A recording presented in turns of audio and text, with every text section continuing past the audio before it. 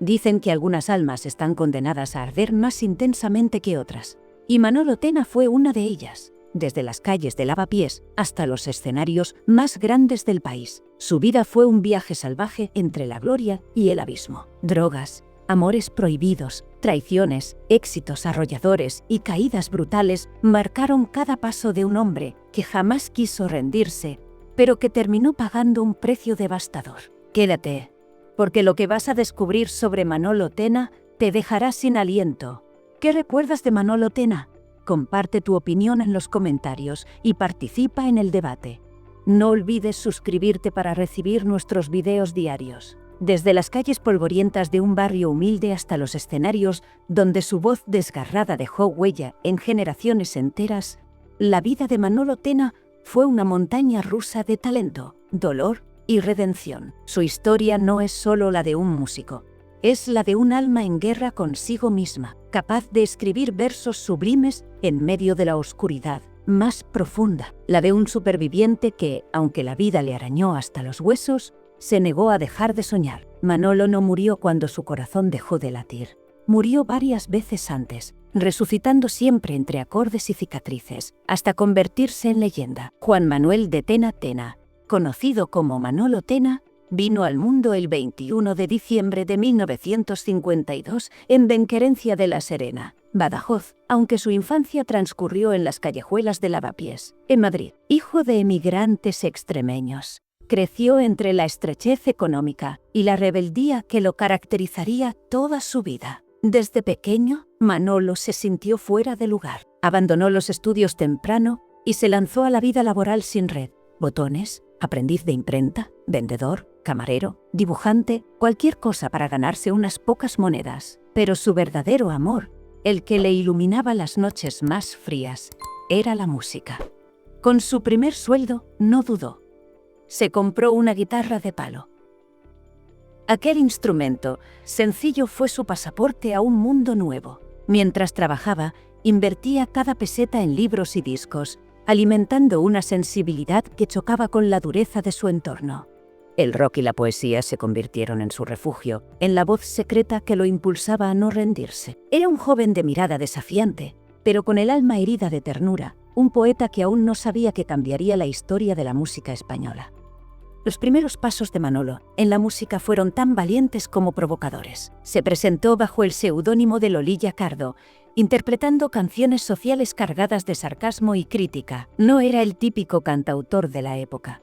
Había en él una mezcla explosiva de rabia, ironía y lirismo que descolocaba tanto como fascinaba. Luego pasó por bandas como Spoonful y trabajó junto a Luis Eduardo Aute en el mítico álbum Babel de 1975, donde empezó a rozar tímidamente los círculos artísticos que marcarían una generación. Pero Manolo no estaba hecho para seguir a nadie. Movido por un impulso de libertad, en 1977 fundó su primera gran aventura. Cucharada no era solo un grupo de rock, era una revolución escénica, una propuesta teatral provocadora que proclamaba la entronización del harapo como bandera. Vestidos de forma estrafalaria, mezclaban teatro y música en una fusión inédita que desafiaba todos los moldes establecidos. Cucharada fue un estallido de creatividad y marginalidad, una bofetada a la España conservadora de la época. Sin embargo, la historia de Cucharada fue breve. La incomprensión, la falta de apoyo comercial y las propias tensiones internas llevaron a su disolución en 1980.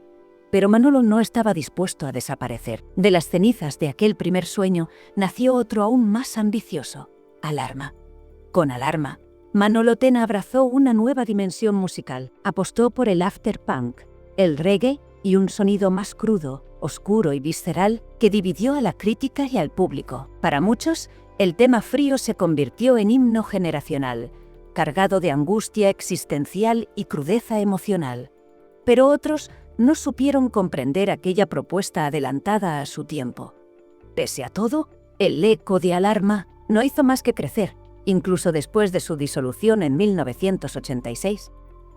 En una España en ebullición, Manolo ya era una figura de culto, el chico malo del rock español, tan adorado como temido. La vida de Manolo Tena nunca fue un camino de rosas.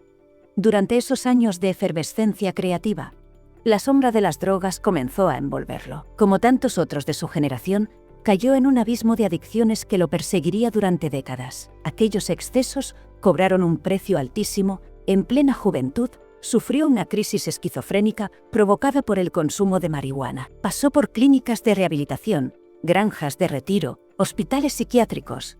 Pero ni siquiera en los momentos más bajos dejó de componer, de escribir, de soñar con una vida mejor. Tras el fin de Alarma, Manolo decidió apostar por su carrera en solitario. Grabó el álbum Tan Raro con el apoyo del sello Elígeme y de su amigo Joaquín Sabina. El disco estaba lleno de joyas ocultas, pero la mala distribución y la falta de promoción condenaron el proyecto al fracaso. A pesar de la calidad de su trabajo, Manolo seguía siendo un artista maldito, condenado a la sombra mientras otros brillaban con luces ajenas. Sin rendirse, se reinventó como compositor para otros. Escribió canciones para nombres tan grandes como Miguel Ríos, Ana Belén, Luz Casal, Rosario, Los Secretos o Siniestro Total.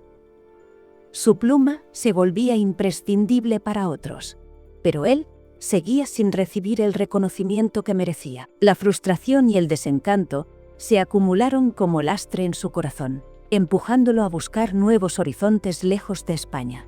Fue entonces cuando tomó una decisión radical. Se marchó a Miami. El sueño americano, sin embargo, le mostró su cara más amarga. En un continente donde reinaban la salsa y la música tropical, su rock poético parecía no tener cabida. Sumido en la soledad y la miseria emocional, Manolo tocó fondo una vez más.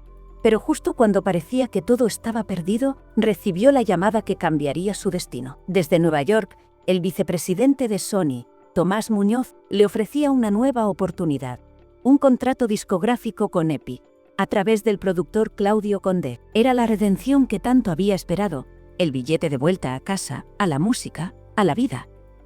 Y así, en 1992, Manolo Tena volvió a España para grabar su obra maestra, Sangre Española. Sangre Española no fue solo un disco, fue un fenómeno, un canto desgarrado a la vida, al amor y a la pérdida, que conectó con el alma de miles de personas. Manolo, el eterno marginal, se encontró de repente en la cima del éxito. Vendió más de 800.000 copias y sus canciones sonaban en todas partes. El muchacho rebelde de Lavapiés se había convertido en un ídolo popular, pero el precio de la gloria era alto, y Manolo lo sabía mejor que nadie. Mientras su voz se elevaba en las radios y sus letras eran coreadas en conciertos multitudinarios, por dentro seguía librando una guerra silenciosa. No tardaron en llegar los problemas legales y las traiciones. A pesar del éxito de Sangre Española, no cobró lo que le correspondía. Su hermano Rafa denunciaría más tarde una estafa. El productor del disco, según él, aprovechó el frágil estado mental de Manolo para quedarse con gran parte de los beneficios. Cuando Manolo murió, arrastraba una deuda de más de 200.000 euros con la Seguridad Social. Pero en aquellos días dorados, aún con sus sombras, Manolo luchaba por mantener la cabeza alta. Publicó en 1995 Las Mentiras del Viento, un álbum que, aunque recibió críticas más duras, mostraba una madurez artística incontestable. No era fácil repetir el éxito arrollador de su anterior trabajo, pero Tena no se dejó vencer. Continuó explorando sus demonios personales en cada canción, desnudándose sin pudor, dejando jirones de su alma en cada acorde. En 1997 presentó Juego para dos, un disco donde el amor y el desamor se entrelazaban en historias íntimas y conmovedoras. Y en 1998 recopiló sus mejores momentos en grandes éxitos y rarezas, cerrando así una etapa de su vida marcada por la pasión y el sufrimiento. A principios de los 2000, tras haber vivido una larga temporada en Miami, donde conoció y se casó con la actriz Marlene Alto, Manolo regresó definitivamente a España. Volvió al estudio con fuerzas renovadas y publicó Insólito en el año 2000, un trabajo en el que se dejaba ver la influencia del cine y la cultura urbana. Nunca dejó de experimentar. En 2004 grabó Básicamente, un disco en vivo en el que repasaba toda su trayectoria acompañado de músicos de gran nivel. Su voz, cada vez más ronca, más rota, transmitía la autenticidad de quien ha amado y sufrido intensamente, pero la batalla contra sus adicciones seguía latiendo en su interior.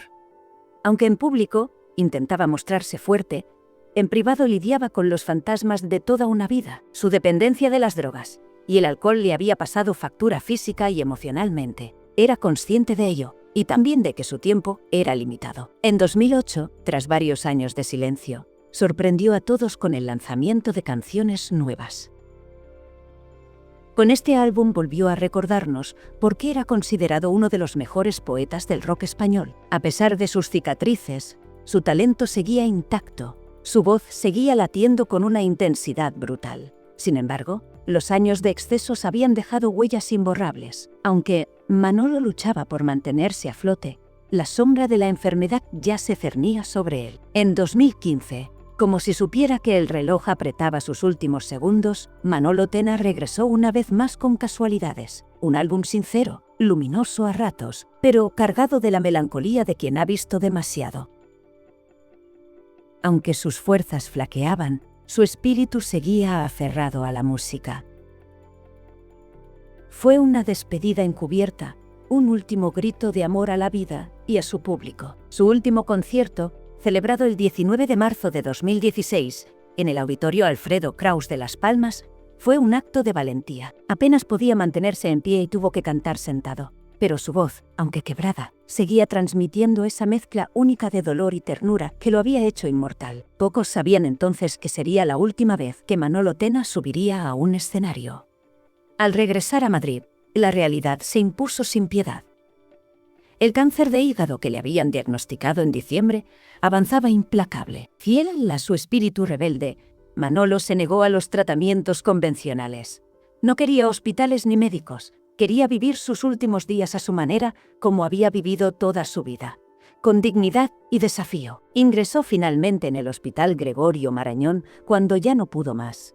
Allí, rodeado por el amor de su familia, se apagó el 4 de abril de 2016, a los 64 años. Su partida dejó un vacío inmenso en la música española. Muchos lloraron su muerte, amigos, admiradores, viejos compañeros de escenario.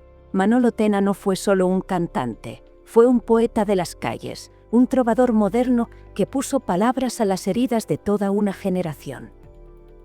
Su vida, marcada por los excesos y la pasión, se convirtió en una leyenda. Hoy, Manolo sigue vivo en cada acorde de Frío, en cada estrofa de Sangre Española, en cada rincón de Lavapiés donde un chaval sueña con cambiar el mundo con una guitarra. El Ayuntamiento de Madrid quiso honrar su memoria con una placa en su barrio, recordando que en esas calles se inspiró un hombre que nunca dejó de luchar, aunque muchas veces la vida le ganara algunas batallas. Su legado es una mezcla de talento desbordante, honestidad brutal y fragilidad conmovedora. Manolo Tena nos enseñó que no hay mayor valentía que mostrarse vulnerable, que el arte verdadero nace de las cicatrices. Y aunque su cuerpo se rindió, su voz sigue resonando con fuerza en el corazón de quienes alguna vez encontraron consuelo en sus canciones. Porque, como él mismo dijo una vez, lo difícil no es volar, sino aterrizar. Y Manolo, aunque su aterrizaje fue abrupto, voló más alto que muchos jamás se atrevieron a soñar. Atención, no te vayas. A continuación te aparecerán en la pantalla más videos sugeridos que te van a gustar. Y recuerda, los secretos escandalosos están en Cotilleos de los Famosos, tu canal de YouTube. Muchas gracias por haber llegado hasta aquí.